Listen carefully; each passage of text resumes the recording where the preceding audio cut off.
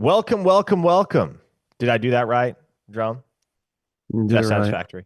Yeah. Yeah. He's running at about 50% tonight. He's running a fever, as I understand. So I told him I would take the lead on this one because we have a lot to discuss over the next hour. And so we'll let him save his vocal cords for the things that are most important, folks. Welcome to OU Insider Live.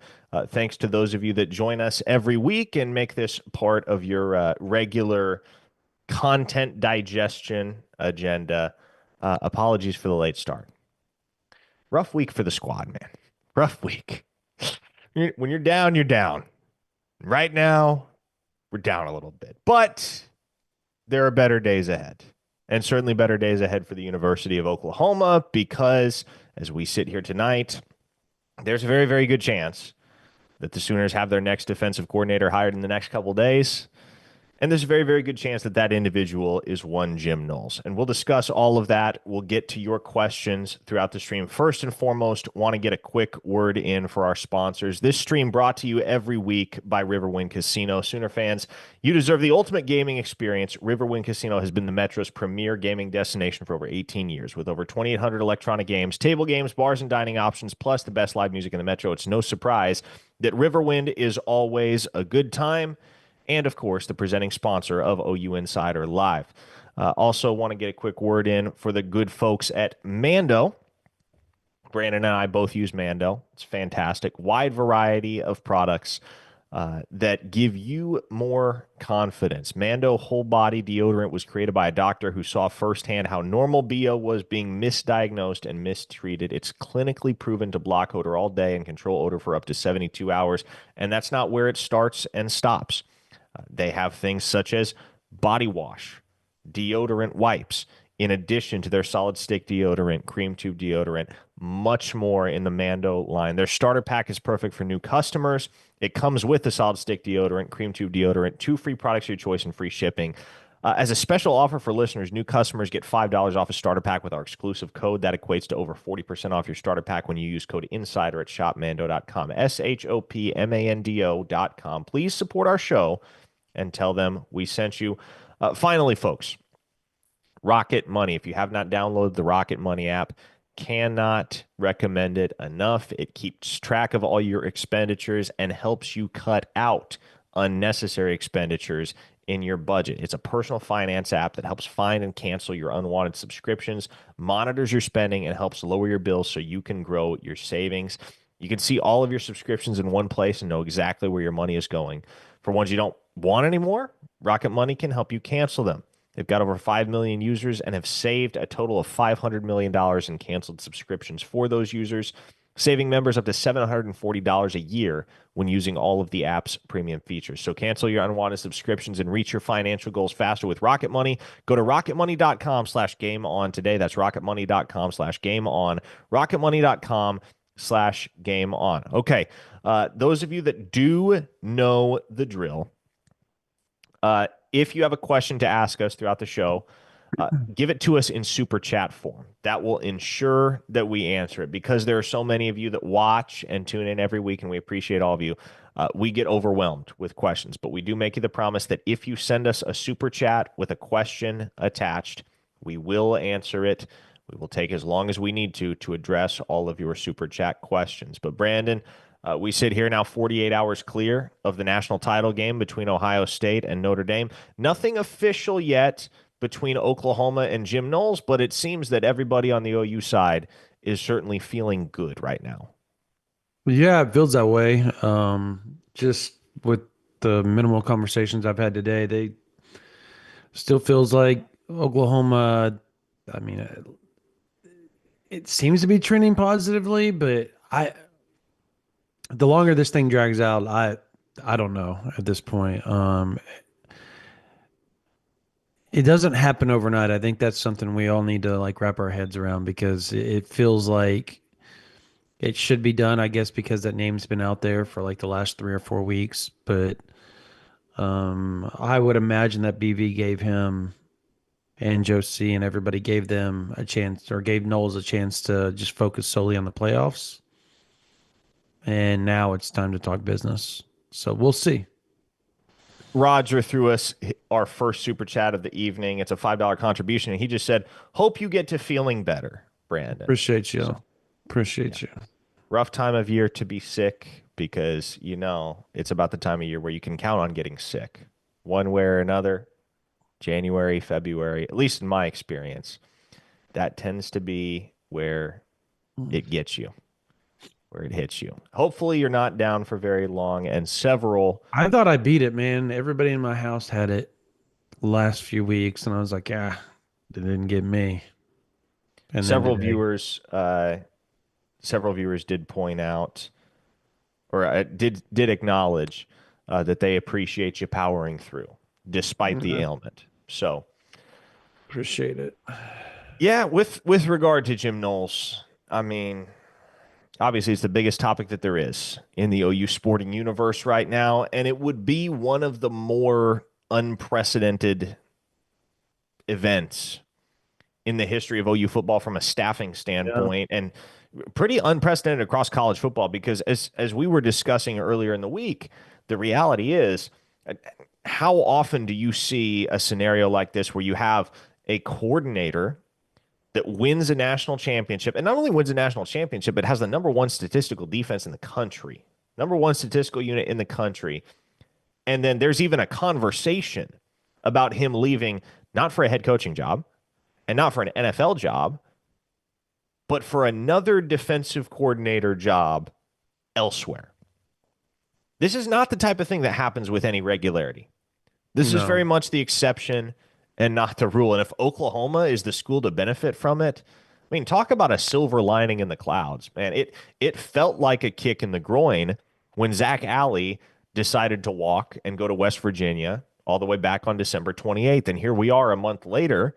And I don't think anybody could have anticipated at the time that Oklahoma would not only replace Alley with someone just as good, but significantly upgrade because Jim Knowles is an upgrade over anybody in college football that you could realistically hire for that DC spot. Behind like bringing Nick Saban out of retirement, you're hiring Jim Knowles. That's the ideal hire.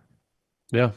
Yeah. I mean, you, outside of BV, is he not the best? I mean, defensive mind still in college football. Maybe you would throw Kirby Smart in there. I mean, Al Golden just went to the Bengals, so I mean, I'm trying to think off the top of my head. Elko at A&M. I mean, there's a select handful, right, that are still meandering. That aren't like, and all those guys I named are head coaches, right? Like, so for the most part, outside of Al Golden and um, Knowles. So, shoot, I mean, most of them are head coaches at this point. So it would be interesting to have the two best defensive minds on the same team. Now That's let's address crazy to me. Yeah. Now let's address the elephant in the room before we go any further because people are discussing it in the YouTube chat, understandably so. Yeah. Uh, yes, some of you got notified about an emergency pod last night that proclaimed Jim Knowles is Oklahoma's next DC.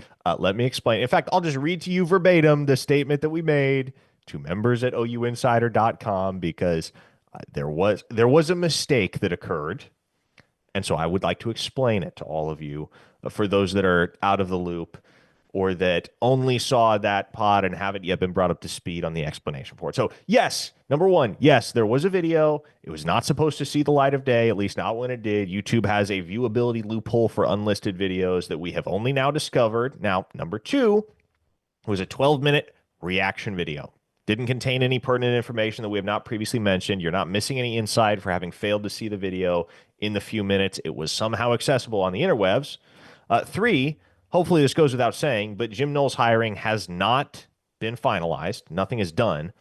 That said, one of the realities of this job is that we're always on the clock, and so we often record such videos in anticipation of breaking news just to ensure that we're not caught out of position with content if and when the news drops.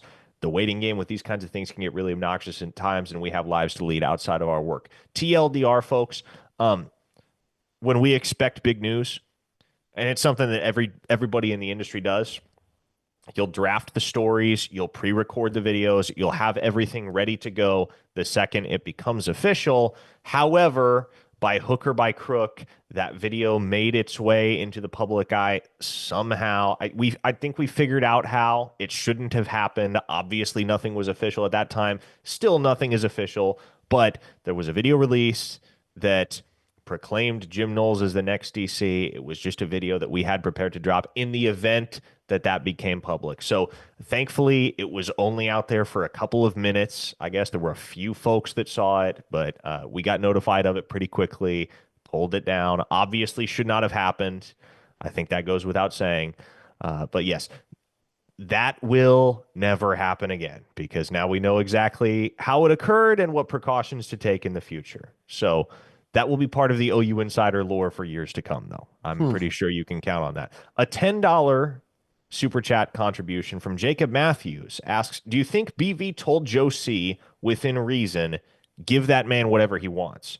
And do you think we can match or exceed whatever whatever Ohio State, excuse me, offers him to come back? What's your take on that, Brandon? Uh, I think they're ready to throw a lot of money out there. I mean, at the end of the day, you would rather pay $3.5 million for DC than $30 million for a new head coach for a buyout. So you're trying to budget and do the money deal. Yeah, that makes more sense to do it that way. And at the same time, I think it also proves that you're all in on BV. I think that y you do that and you say, okay, not only are you adding to the buyouts, that's the other side to it. I mean, you're going to add, like, if things were to go awry and bad, Jim Knowles is going to get paid by Oklahoma quite a bit of money with a buyout if something was to go wrong. So, I think that also elongates. I know fans don't want to hear that. It probably elongates BV's tenure if that happens, because much like with Ben Arbuckle, right? Like you're adding the buyout. Like their contract's just starting. So let's say it's $3.5 million and it ups every year. Well, you're going to have to meet that payout at the end of the time. And that's an extra whatever added on to all the other buyout money you would have to pay for not only BV, but all the other stuff. So yeah, I think Oklahoma will do it just because they want to prove that they're all in on BV. They want to prove that they're willing to play the game and that they're willing to do anything that needs to be done to win and win now. And I think they're tired of hearing the we're cheap, broke Oklahoma, all that Hmm. stuff. Yeah, well, I'll say this though. At what point, knowing what we all know at this point about Jim Knowles' family situation and the reasons that it makes sense for him to come back to the Sooner State, at what point is it not really about money? I mean, obviously, there's going to be a stark dip. Like, if Oklahoma comes to the table with $1 million for Jim Knowles, he's going to laugh him on out of there because you want to, at the very least, receive fair market value for your services. I think that's bare minimum. I always go back to one of the final scenes of Moneyball, which is a great movie, very quotable movie. But Mhm. Jonah Hill, as Paul DePodesta's character, Peter Brand, in the movie, one of the things he says when Brad Pitt, Billy Bean, is offered the ridiculous contract to go be the general manager of the Boston Red Sox, he says, "No, it's not something that you do for the money. You're not doing it for the money. You're doing it for what the money says, and it Mhm. says that you're worth it." And so Oklahoma obviously can't lowball Jim Knowles. They can't just say, well, okay, yeah, obviously he wants to come here. It doesn't really matter what we pay him. That family dynamic alone is enough to ensure that we're going to be able to get him.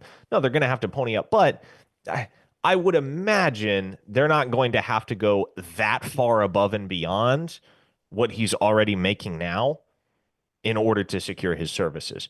You're going to have to give Yep. him a raise because if you're worth $2.2 million and then you go have a number one defense and you win a national championship, Well, at that point, shoot, you're probably worth closer to $3 million than 2.2. Hmm.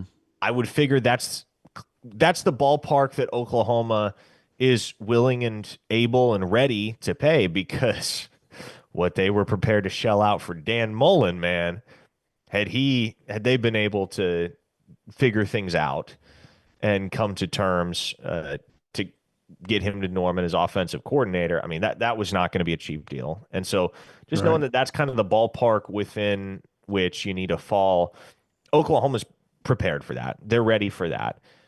I don't get the sense though that when push comes to shove, it's going to come down to a bidding war over pennies on top of the gross amount to that point. Because if you're already making north of $2.5 million, what is, let's say, 3.2 at Ohio State versus three even at Oklahoma? Like, is that extra $200,000 really There's going to make cost that of much of a living difference? aspect into it as well. I think And of people course, there's can. the cost of living, which cost of living in Ohio isn't terribly I high, but think it's quite a bit Oklahoma more than notoriously Oklahoma. has one of the lowest costs of living in the entire country. Maybe Yeah. the lowest. I'd have to check the updated statistics, but you can get a lot of bang for your buck in the state of Oklahoma. Um, let's see what else we have via super chat. Tim Martin gave us $5 and said, "Hi guys, feel better, BD. Will you have our new quarterback on for an interview? When it comes to being a dual threat quarterback, nothing runs like Mateer." Clever. Should make that Yeah. into a sign or something or a hashtag. Yeah. If we could somehow pull that off, that would be great. I know that OU is very particular about players doing. It would have to be an off-season deal, honestly. I think that's the time to get them to be able to get them on with us, do an NIL aspect, but possibly, Yeah, you got very to jump possible. through hoops these days to get individual player interviews. Yeah. Generally got to jump through. I mean, that's the way it is with pretty much anybody involved with the institution is you got to run it through the proper channels. Sometimes you can just circumvent those channels, but then you incur the wrath of the program inevitably. Um, the reason why we can get recruits on for one-on-one interviews, and obviously have in the past, is that they're not technically affiliated with the university yet. And so Mhm. you don't have to get approval from the communications office to talk to recruits publicly or get them to go on record. Anybody that is signed, or I should say enrolled at Oklahoma, anybody that's a student athlete, or certainly anybody that's on the staff or in the administration, like you're going to have to run everything through the comms office at that point. So yeah, certainly it's something we would like to do. Uh, as far as whether it actually happens, can't make any promises. Um, John Mateer though has been very very impressive from everything that we've heard in the early stages of winter testing. And look, winter testing is winter testing. It means little to nothing as far as what actually plays out on the football field come the fall. There are guys that have tested really really well and then not lived up to the billing when the lights come on. I'm Yeah. sure you there regardless of who it is, there's somebody that just popped into your mind. Because if you've been an OU fan for any amount of time, you know this is how it goes every year. There are testing standouts. Some of them pan out, some of them don't. But not only do you have John Mateer testing really well, but obviously you have the backdrop of his stellar season at Washington State. And right now, most everyone that I've talked to within the program and associated with the program believes that they got a special one on campus right now in John Mateer and a guy that's going to be ready for the task at hand. Time will tell. We don't know definitively, and we won't until they hit the gridiron in, I think the season opener is in August again.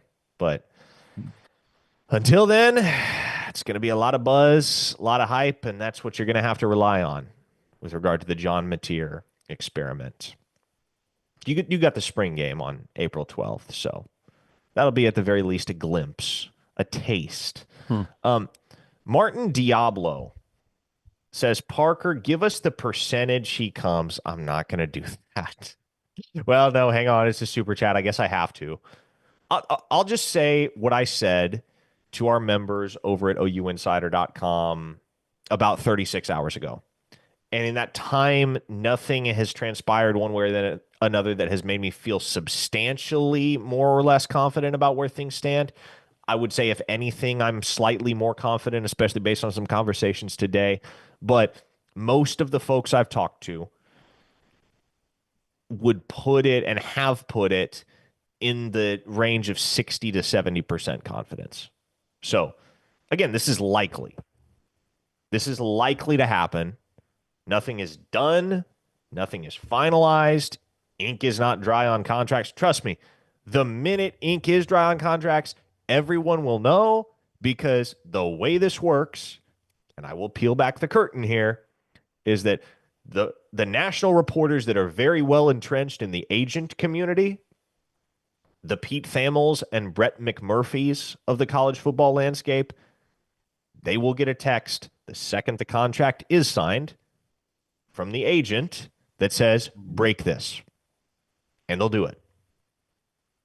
And until then, generally, until you see a tweet from one of those two, and there are a couple other guys certainly that I are plugged in enough to have a scoop every now and again ahead of everybody else. But until you see it from one of those guys, generally, especially when it comes to coaching and contracts, everything is expectations and buzz.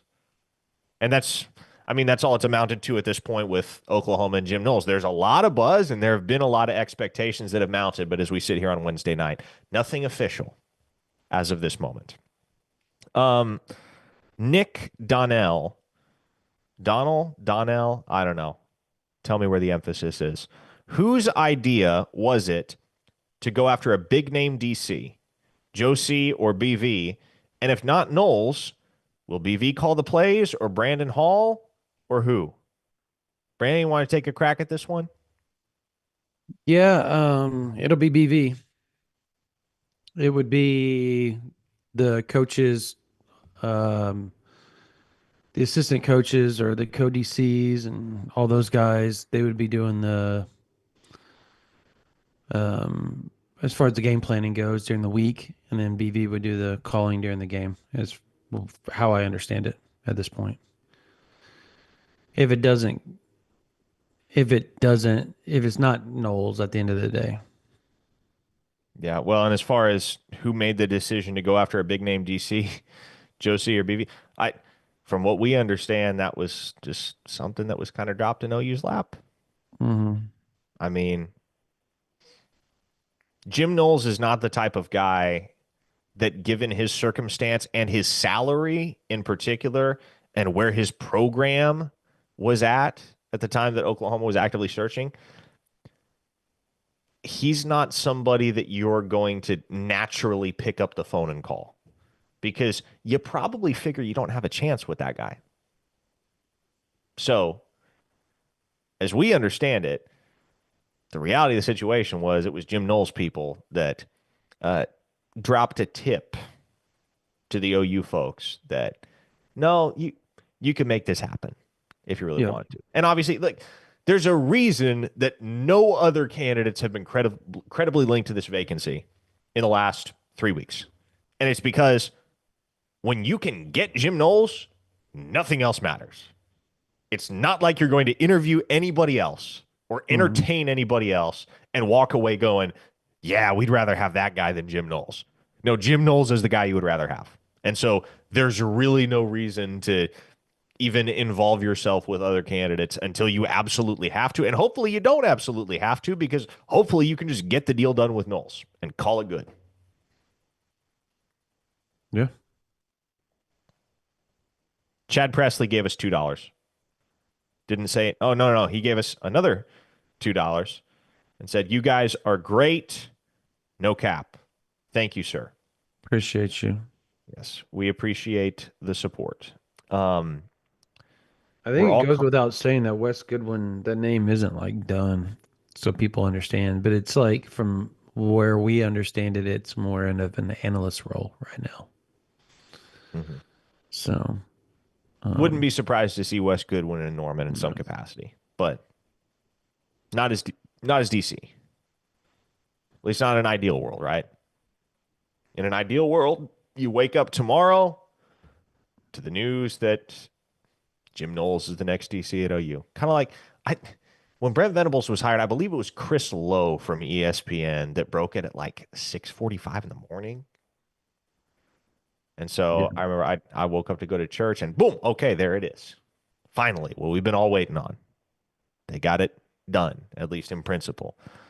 Um, People have opinions. People have Yeah. lots of takes in the YouTube chat. No super chats right now. So let's get to some of these regular ones.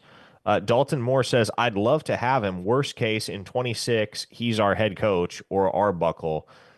And this kind of goes back to, again, something that I believe we previously discussed, Brandon, which is that if you hire Jim Knowles, I guess it doesn't necessarily automatically mean you're committed to Brent Venables for at least a couple more seasons, but it certainly gives Venables an added measure of security beyond There's 2025 there's because there's buzz that Knowles wants to be or is kind of waiting on Oklahoma State.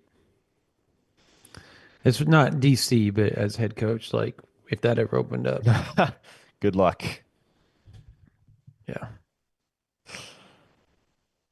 He almost had his window of opportunity. What, a month ago, maybe a little Hmm. bit more, but Yeah.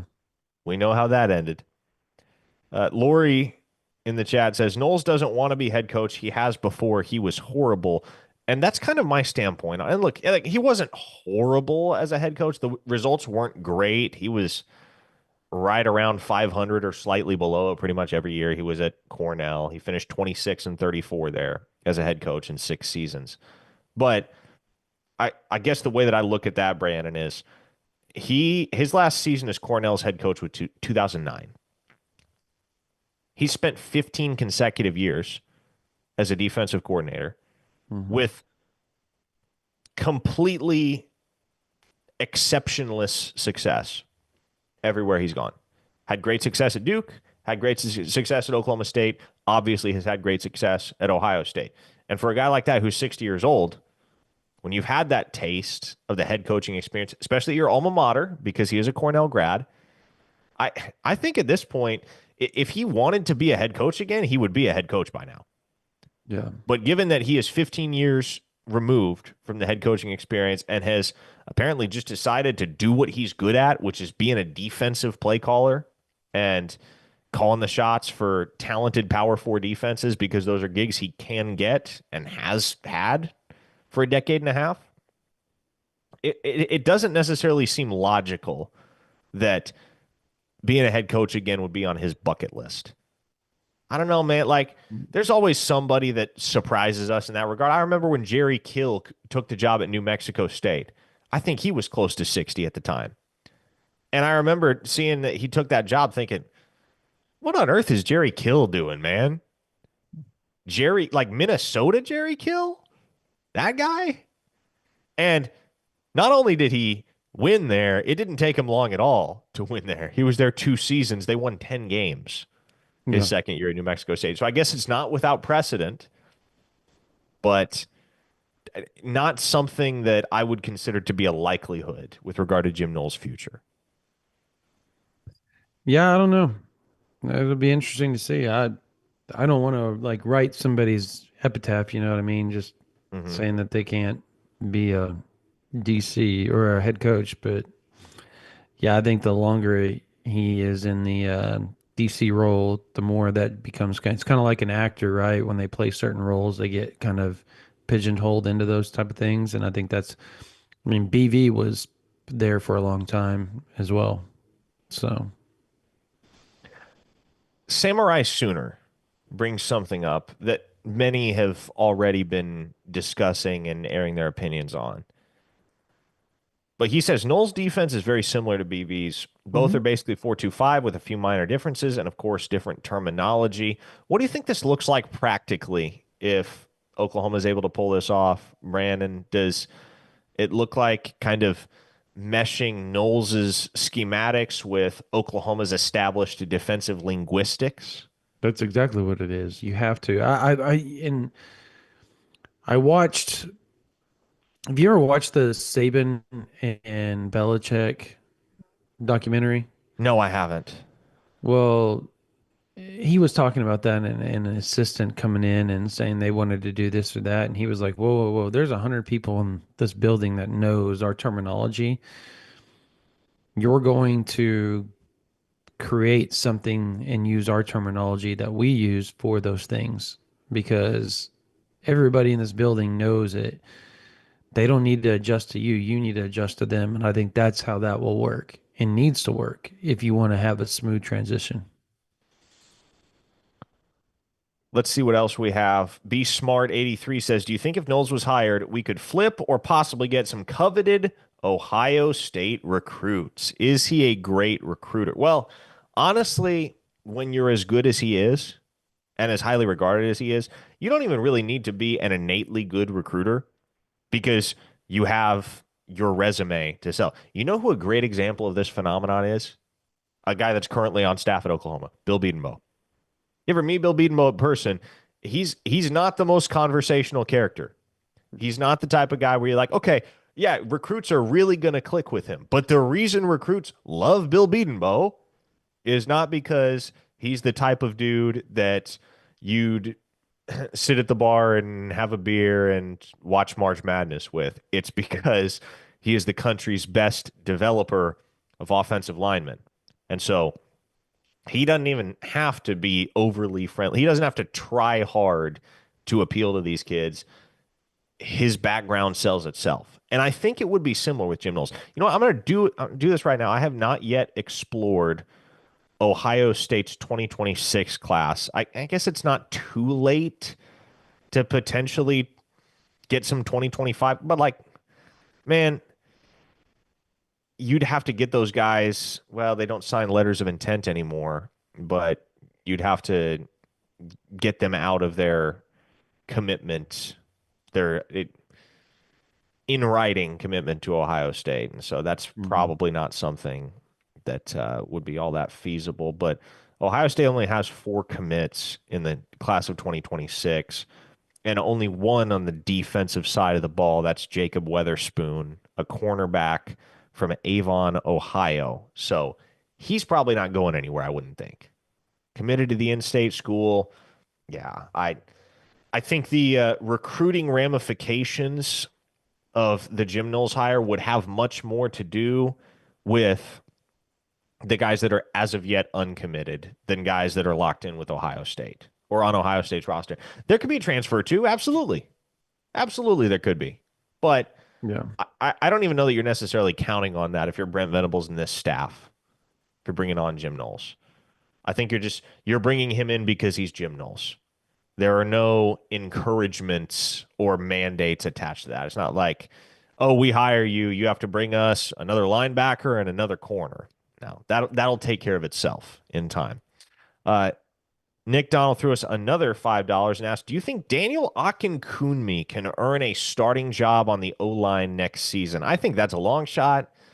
Not because Daniel Akinkunmi's not a good player, because he is, and he has Mhm. a very, very promising future ahead. But Oklahoma's offensive line next year, you would expect will be mostly comprised of established veterans, which the Sooners have plenty of on the offensive line. I mean, if you had to project it out, you have guys at all five spots with starting experience. Jake Sexton at left tackle, Heath Ozida at left guard, Troy Everett at center, Fabechi Weewu at right guard, and Jake Taylor at right tackle. Now you bring in Derek Simmons, the sixth-year senior transfer from Western Carolina, that can certainly factor into the equation. You've got a guy in Eddie Pierre-Louis that everybody is so excited about as he heads into his redshirt freshman campaign, and we got to see a little bit of what he looks like. He looks good. Um, so I don't know that I would necessarily count on Daniel Akinkunmi breaking through in 2025. I would look more towards 2026, which is fine. For true freshmen and redshirt freshmen alike, it's tough to get on the field. Even a guy like Heath Ozida, right, who played pretty well for Oklahoma in 2024, even he might not have seen the field if not for injuries. In fact, he probably wouldn't have seen Yeah. the field if not for injuries because when the season started, he was a second teamer. So there's a lot of depth there. And there are going to be battles. There always are. Bill Bedenbaugh doesn't hand jobs to anybody. There will be battles come fall camp, but I would I would think that he's a year off. Yeah, I Matt agree. B says, not sure if I missed it or not, but do you think we will hear something before the weekend?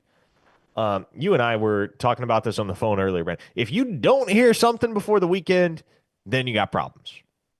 Big Yeah, I problem. would expect you hear something before the weekend. The the honestly, the 2 days on the calendar that I've long identified as probably the most likely for this whole thing to go down will be Wednesday, Thursday this week. Because you expect a pretty natural 48, 72 hour turnaround after the national championship game. It was never going to happen like that because you actually got to talk to Jim Knowles himself. And believe me, it's not like Joe Castiglione and Jim Knowles were having long text conversations while he was actively game planning for the national championship game. No, that was Jim Knowles' focus, was beating Notre Dame as it should have been. But I think most everybody understands how these things generally work, right? Which is you have an agent that's the go between, the touch point. And so I have absolutely no doubt that there were conversations going on with Jim Knowles' agent as Ohio State was navigating their postseason run. But until their season ended, and obviously it ended Monday night, Oklahoma was not engaged with Jim Knowles himself. Now they can. Now they can talk to Jim Knowles himself. And so now you get a better sense of the things that you couldn't quite scope out when you were just talking to the agent, and you get a sense of what he wants, doesn't want, what he likes, doesn't like, and the way that you can best set him up for success as defensive coordinator at Oklahoma and Mhm. take care of whatever boxes remain to be checked, hammer out the contractual language and all the details therein, get everything finalized.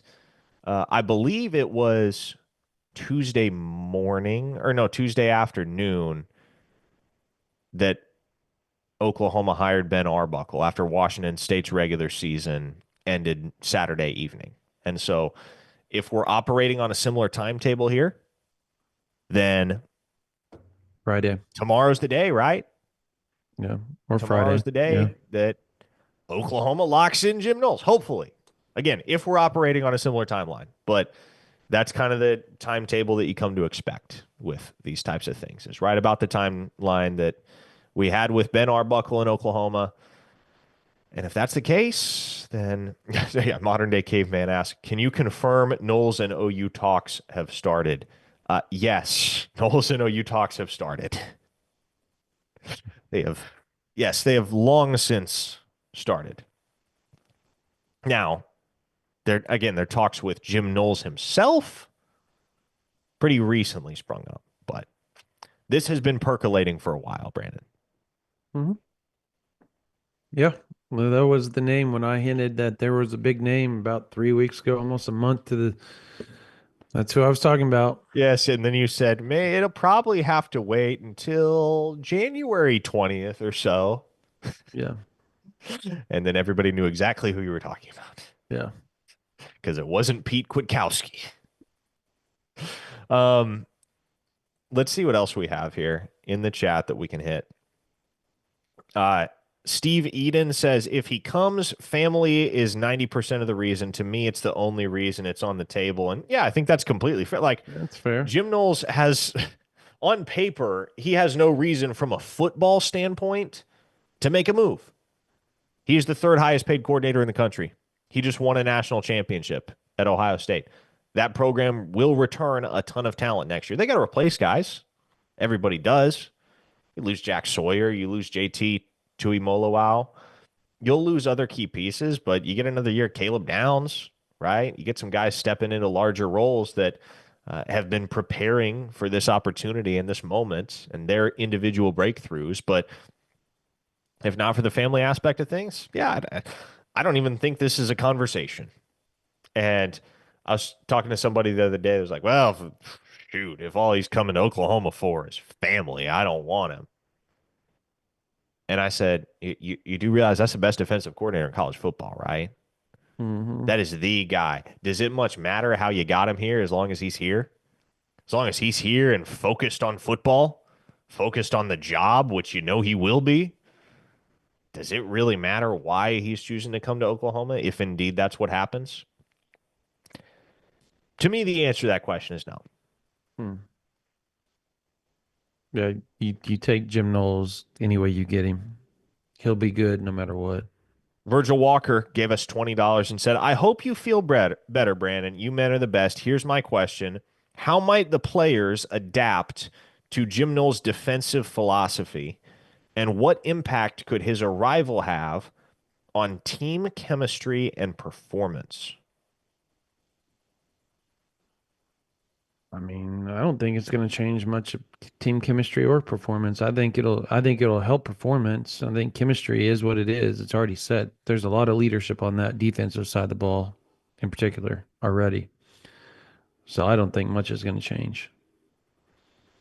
As far as adapting to the philosophy, I mean, again, we go back to like there are a lot of similarities. There are differences, certainly, but there are a lot of similarities between Brent Venables' defensive scheme and Jim Knowles' defensive scheme. Is it's not as if you have to reinvent the wheel for these guys or teach them teach them Mandarin, you know? Like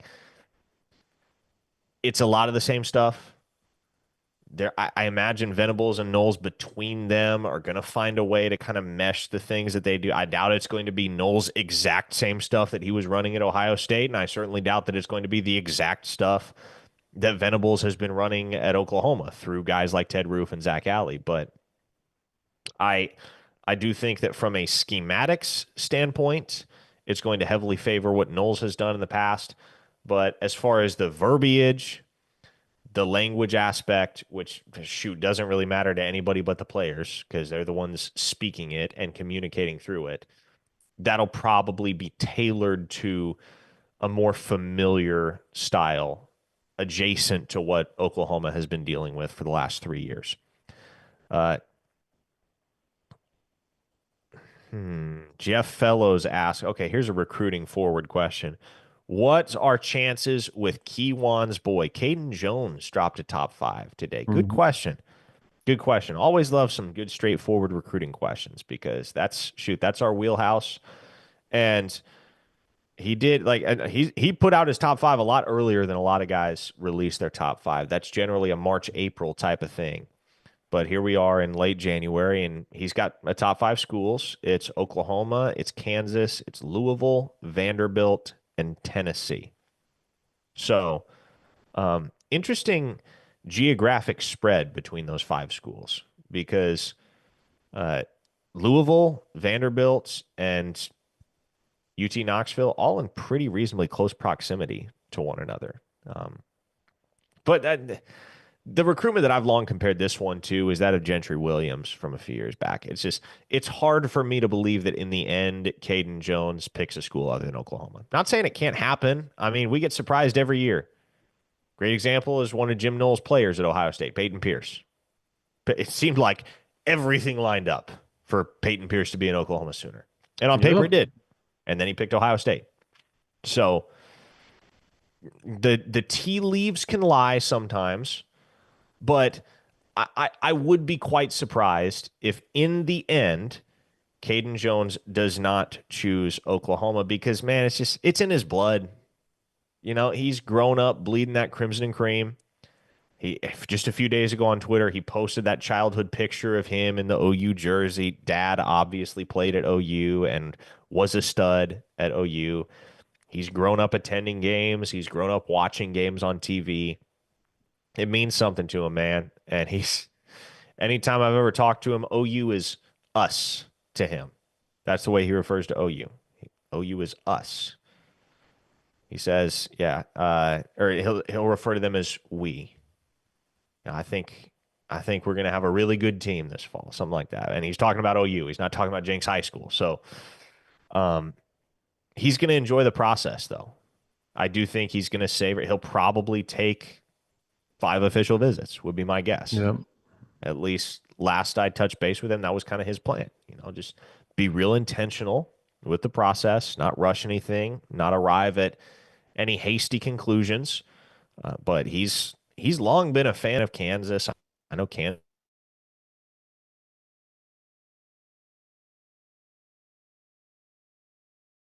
back in the day, right? Everybody thought he was a Sooner till Tennessee happened.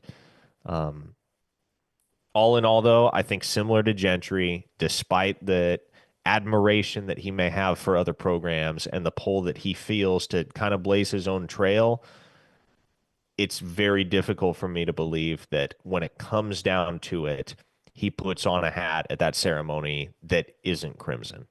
Yeah, totally agree. He's such a good kid too. Really good kid. Yeah, phenomenal. Hey, big junior day coming up this weekend. We got to Hmm. delve into that a little bit.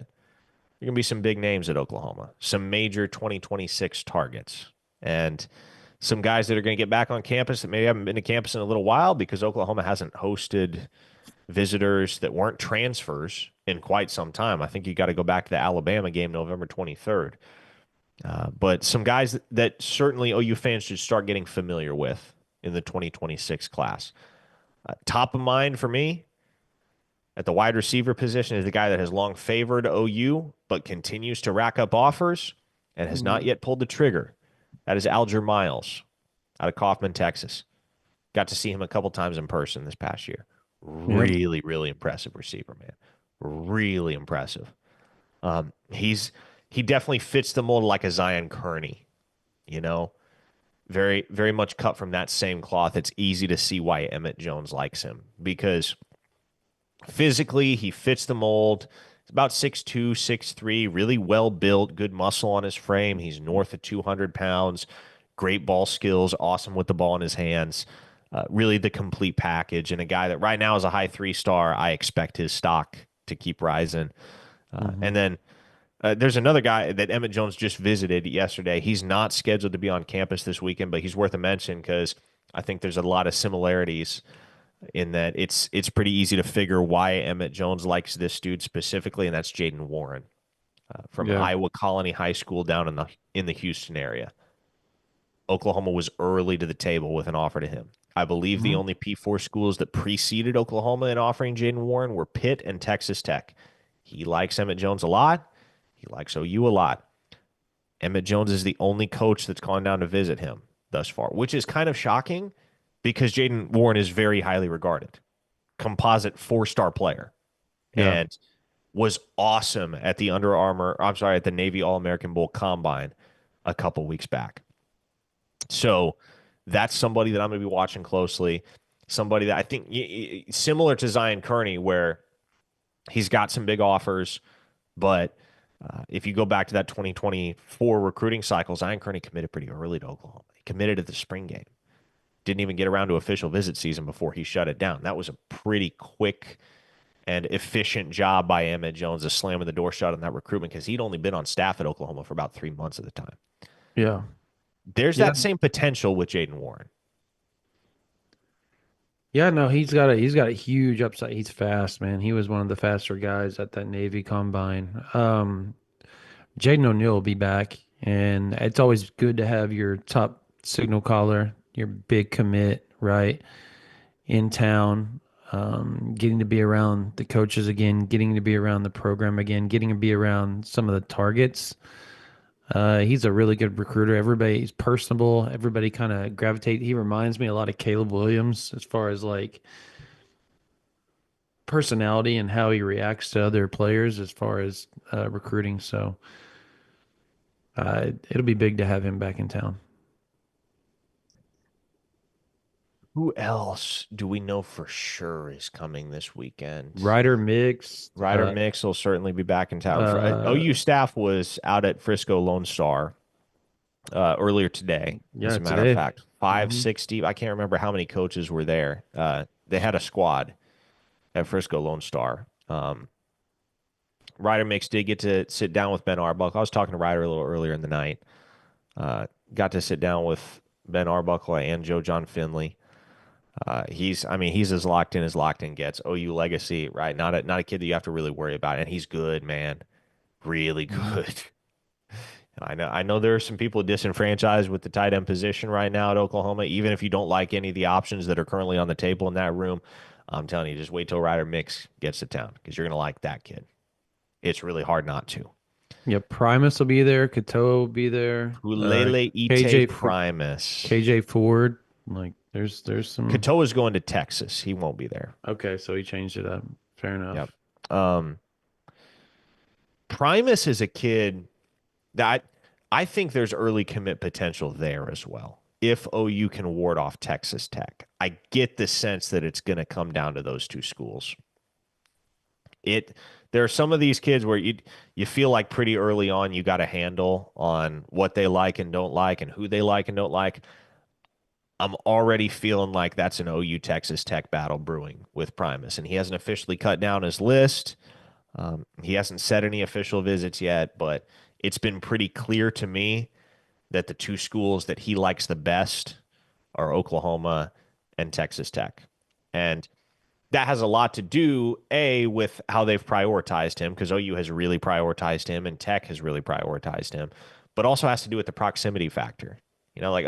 OU isn't close necessarily to Midland, Texas, but is there anywhere that's really close to Midland, Texas, except There's Lubbock not and Texas Tech? Odessa. Yeah, So no, it's a long ways out there. My brother lives he's a down there. really impressive player too. He's a really, really like, yeah, and he fits OU's culture. From everything I know about the kid, he fits OU's Does culture to a T. he does, and he's very well put together. Like he's 325, 330 pounds, which sounds like a ton. You gotta be thinking, oh, that kid's just fat. He's not, man. If you see him, he's got a really, really good frame for an offensive lineman. Mm-hmm.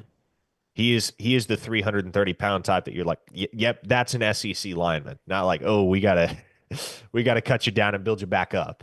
No, like, oh, you could play in the SEC tomorrow. That's kind of what it looks like with Primus. He's got it in his DNA, man. His dad was an offensive lineman at Temple and a pretty good one back in the day. So uh, I think Oklahoma may end up being tough to deny. The only reason why I give Tech a little bit more of a well, honestly, a little bit more respect than I typically would in a recruitment like that is because they got money and they're spending it.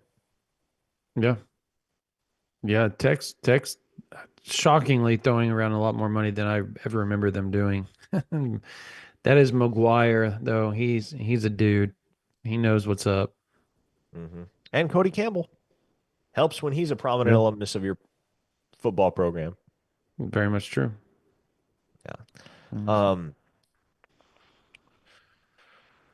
Oh, who else? Who else is coming in this weekend? There are more. My brain is kind of I clogged up. believe KJ Ford is. Are we That talking about okay? him? Yeah, let's talk about that. People are asking about him in the chat. I've noticed that. OU is in a really good spot for him. It's And it feels hard for me weird. to buy. It's That's what I was about to hard. say. It's hard to believe. It really is. But he keeps showing up. He That's does, the and weird it's part is like encouraging, man. And Oklahoma, I mean, like you could for the never get most all any part, Duncanville people to show up, but this dude keeps showing up. yeah, they can't crack Duncanville. They did with Savion Bird, and that's been it for the last decade. That's Yep. been it. And Savion Bird only lasted what 3 years at Oklahoma Two before and a he half. Yeah. transferred. But Yeah.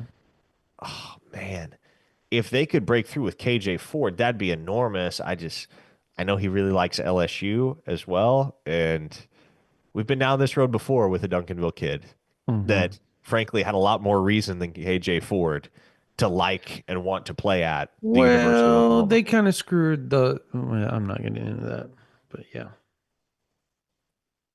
you get my point.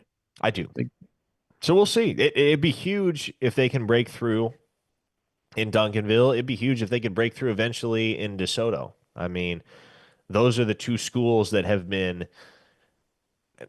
OU has just effectively been shut out of for some time now.